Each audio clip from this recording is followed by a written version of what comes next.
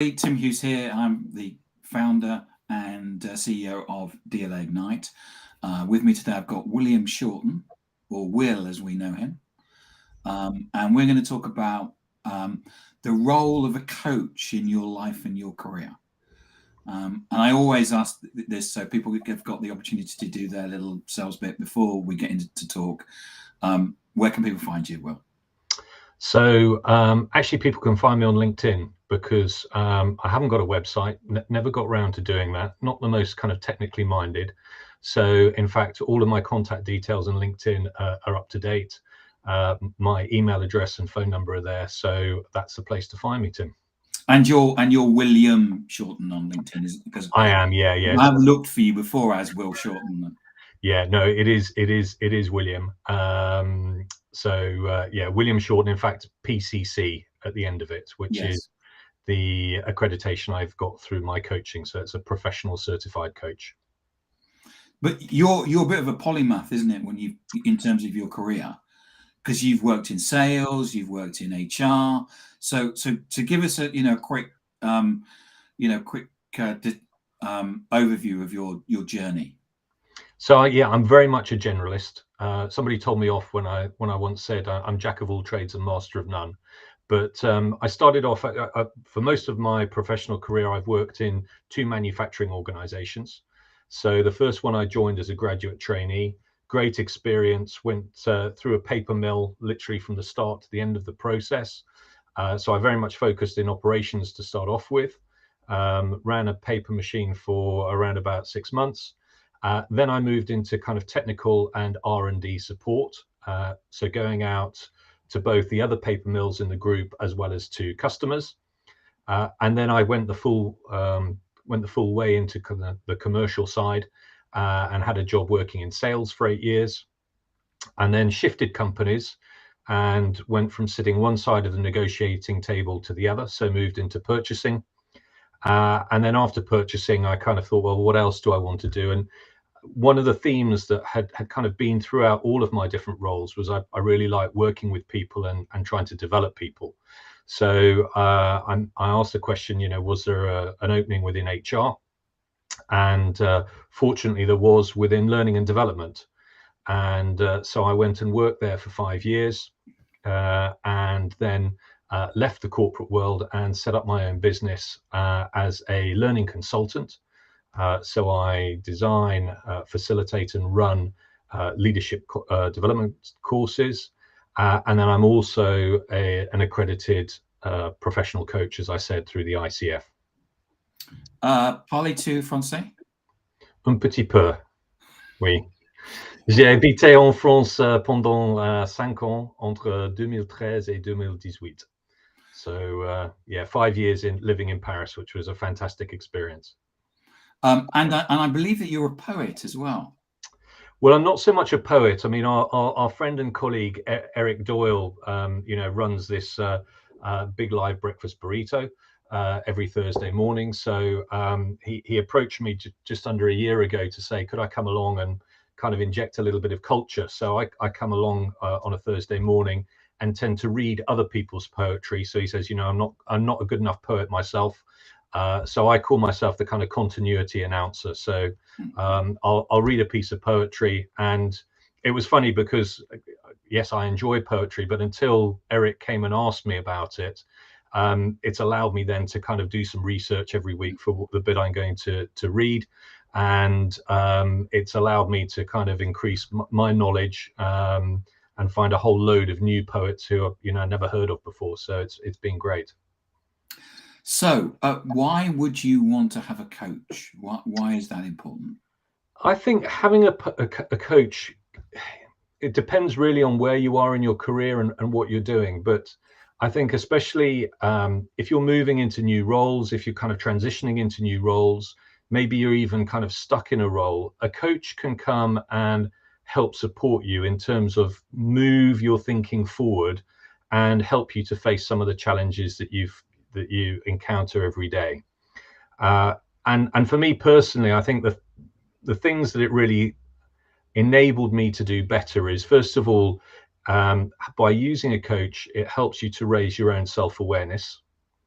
So there are perhaps things that you know that you do, behaviors that you exhibit, but you don't quite know why. And by having a coach and having the conversation with a coach allows you to have these things kind of reflected back to you, and you start to make some of the connections between the behaviors you're exhibiting now and perhaps where they came from, early on in your life.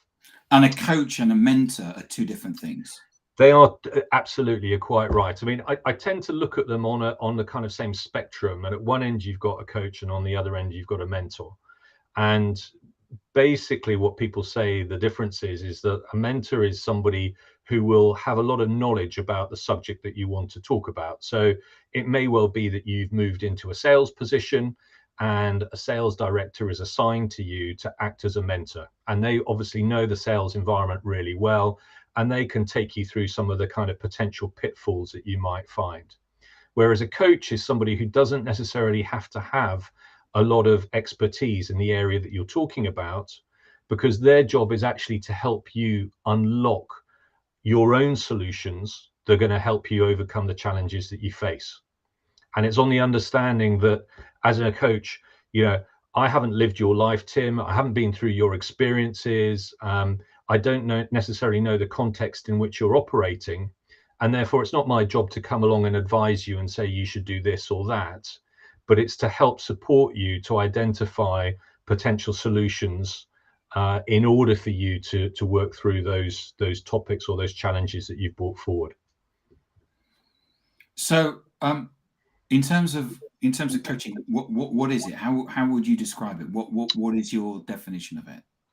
I think first of all, if you speak to coaches, there's a lot of different definitions. There's a lot of different styles and approaches that people bring. So I'd always say that when you go and start coaching with somebody, actually before you start coaching, interview 2 or 3 different coaches and really find out the style that they bring, and then decide what's best suited for you, for what you're hoping to achieve out of the process. For me personally, I want to be there to support the client. I want to make sure that I can enable the client to come up with those type of solutions that I was just talking about, that to help them unlock things that are going to help them to proceed in whichever area they've identified. I really look to build that kind of level of trust and to make sure that there is a kind of psychologically safe space for that person to be able to talk, because I think if that exists, then it allows people to open up more and actually start to go a bit deeper to understand what potential problems or obstacles there are. And through doing that, I will look for that person to come up with solutions themselves, but it won't just be asking a whole load of questions. And if there is something, a perspective that I think I could share, which could be useful to them, then I would ask permission to do that in order to help perhaps bring that different perspective. So whenever you have a coaching session, it should be confidential, shouldn't it not? It should be, yeah. I mean, generally my rule of thumb is I'll always start a session by saying, this is private and confidential, what we talk about. Even if the coaching session has been set up by that person's organization or by their boss, I will make it very clear that I'm not going to be feeding back what we talk about, because I think I was just referring to that need to have trust in the coaching or coach-coachee relationship. And so you've got to be very transparent about the fact that it is going to be confidential and you're not going to be sharing things. And coaching isn't just listening, is it? It's or not asking questions. It's not. I mean, it's a really tricky state, because of course it very much depends on the person that you've got sitting in front of you, what they're looking to achieve, and how they would like you to support them. In essence, and especially for those who perhaps would talk about the difference between coaching, being a fully accredited coach, and taking a coaching posture, which is something that anybody in any role can do. For the coaching posture, certainly, having active listening and really concentrating on what that person is saying, rather than thinking about what your next question is going to be. is a key part, and using open questions in order to drill down to fully understand where that person is coming from. Those are kind of key. Then after that, of course, there's a whole host of different avenues you can go down, depending on the situation, depending on what you're looking to achieve. I mean, if you buy any coaching book, most of them will come with either different theories or different tools that you can use. And those can be a framework in certain situations where you think it's relevant. Perhaps if there's a blockage and somebody is finding it difficult to express themselves, sometimes a tool or a technique can help to unlock that. But I think first and foremost that active listening and asking open questions is the kind of core basis of coaching. So it's listening, it's about questioning, it's about goal setting, it's about empathy, all of those things, I guess. Yeah, I mean the goal setting is actually something which, depending on what type of coaching you're doing. I mean, a lot of the coaching I do, it will be agreed with an organization or a manager. We'll have set probably 6 sessions to work on over the space of something like 6 to 8 months. And at the start, we'll have a sit down meeting with the manager of the person who's being coached, and we'll identify with them what they are expecting to be achieved at the end of the 6 sessions. And over the course of those 6 sessions, probably at the midway point, we'll have a quick catch up with that manager, and that manager will be able to give some feedback as to what they've seen in terms of the coachee. And then the same is done at the end of the process. So the objective setting, has to be really clear, because I think it's been one of the things in the past. People have said, we sense that coaching has a benefit, but it's very difficult to identify exactly what. So, setting those targets at the start before you begin any process is really important, so that you've actually got something which you can feel and is more measurable by the end of the process. And so from a coaching perspective, is this some sort of, I know that we've run sessions internally where we've had individuals that said they've had coaches and all they've done is ask questions. Yeah. I mean, I think it comes back to being really clear about what goals you're setting and what role you're looking for the coach to provide. Because I think that there in coaching, actually, there is a push and pull, isn't there, in terms of we can be asking, but we can be telling, can't we?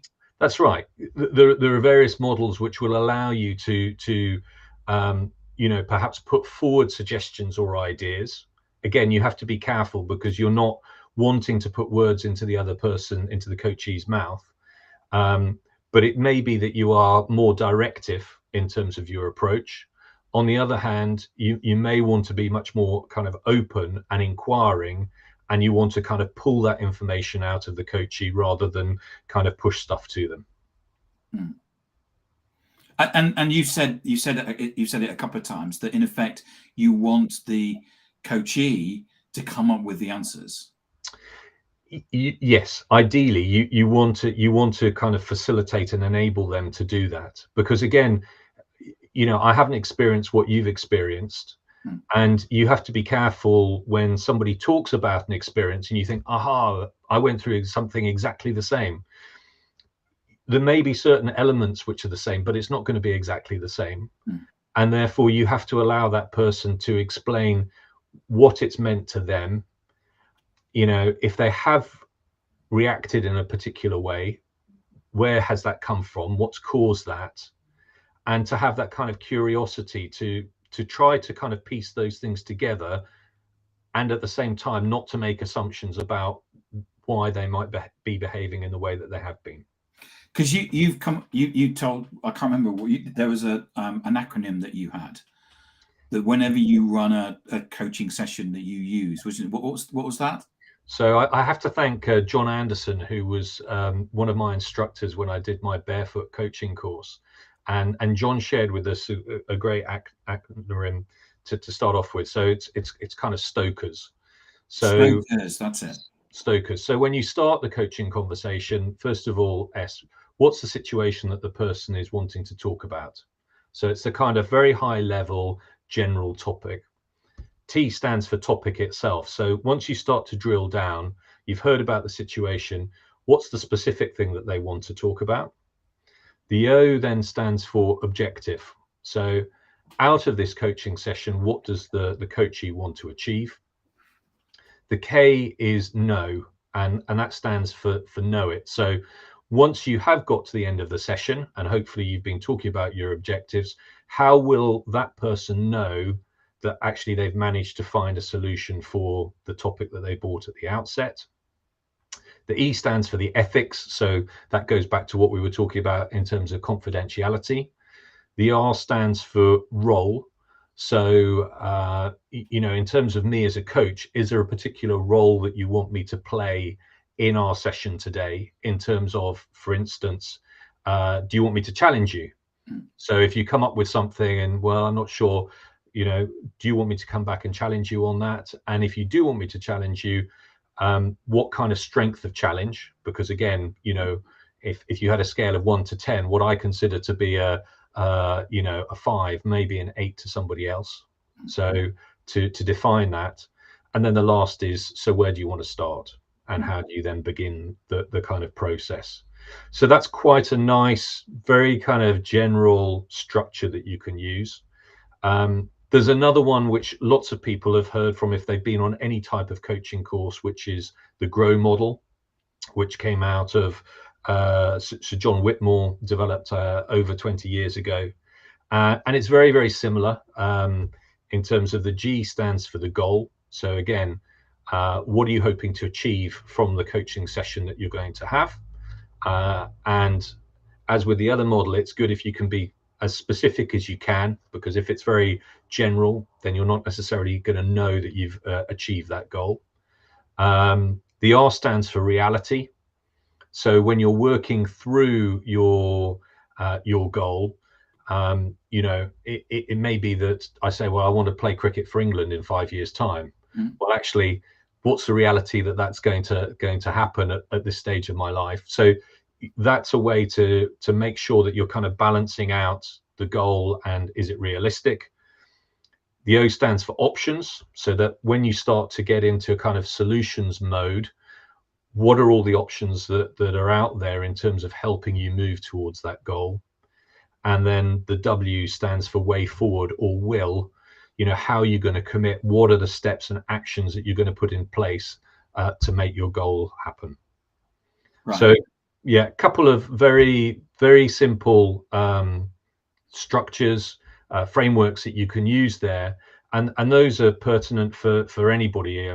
If you're working as a manager and you've got one of your team coming to you and they're struggling with something, why the GROW technique is so popular is it's a very kind of simple tool to follow and is very beneficial to those who go through it. So, you don't actually need to be a trained coach to coach people, but by using those techniques and having and understand Stoker's and GROW, it allows you to provide a framework, I guess, to. Yeah, I think that's it. And I talked a minute or two ago about the difference between being a coach and having a coaching posture. So the coaching posture is something that, if you make sure that you're kind of following active listening, if you ask open questions, you can use a framework either like Stoker's or like GROW in order then to kind of give a direction to that kind of discussion. So those are kind of tools and techniques that anybody can use, whatever their position. You don't have to be an accredited coach to be able to utilize those.